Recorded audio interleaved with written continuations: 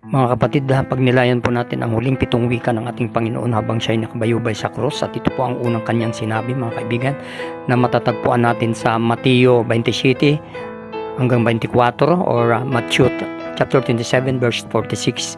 At sumigaw ang ating Panginoon ng ikatlong hapon ng iloy-iloy lama sa batyani, na ibig sabihin ay, Diyos ko, bakit mo ako pinabayaan?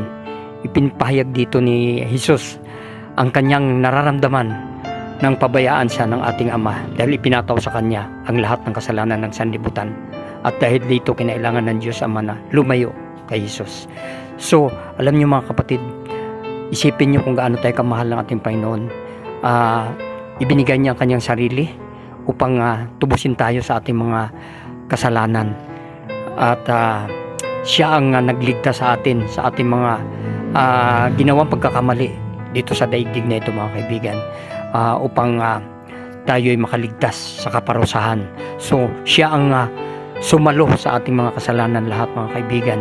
Talagang sinadyang pabayaan siya ng Diyos Amang nasa langit upang siya ang magdusa sa ating nagawang mga pagkakamali. At mga kapatid, ito po ang pangalawang winika ng ating Panginoon habang siya ay nakabayubay sa cross. Sinabi niya na, Ama, patawarin mo sila sapagkat hindi nila nalalaman ang kanilang ginagawa.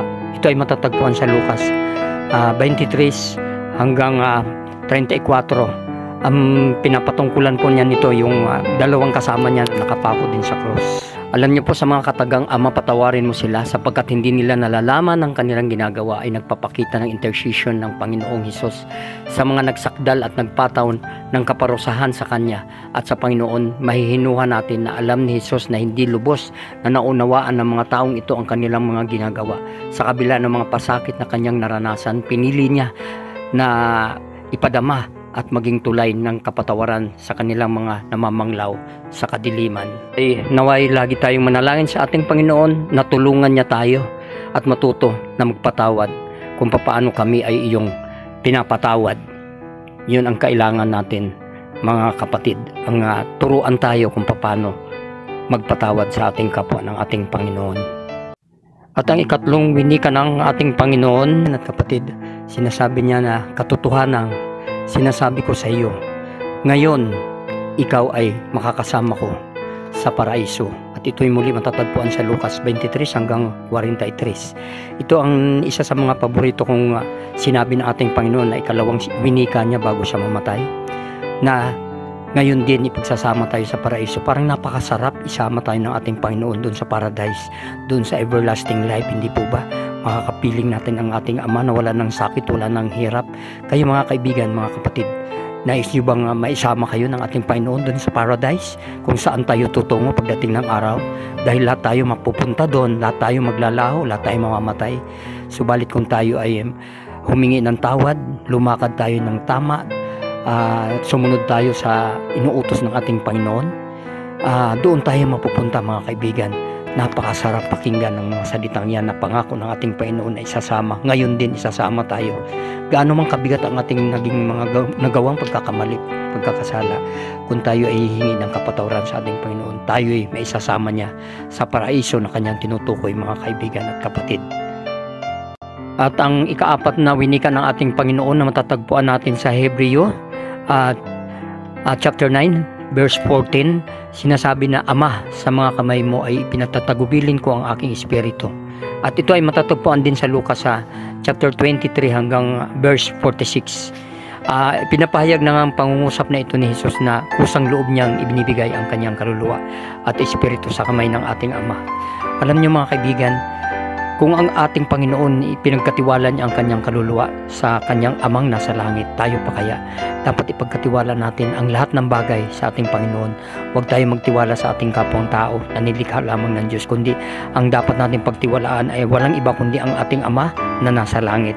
Patawarin natin ang ating kapwa, mahalin natin ang ating kapwa, subalit huwag tayo magtiwala, lalo na kung tayo ay pinagtaksilan ng ating mga minamahal.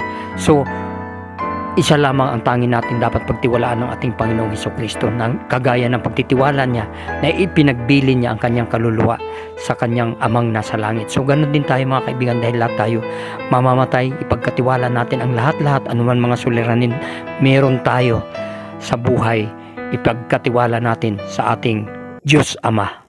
At ang ikalimang winika ng ating Panginoon, mga kapatid, ay matatagpuan natin sa Juan chapter 19 verse 26 hanggang verse 27.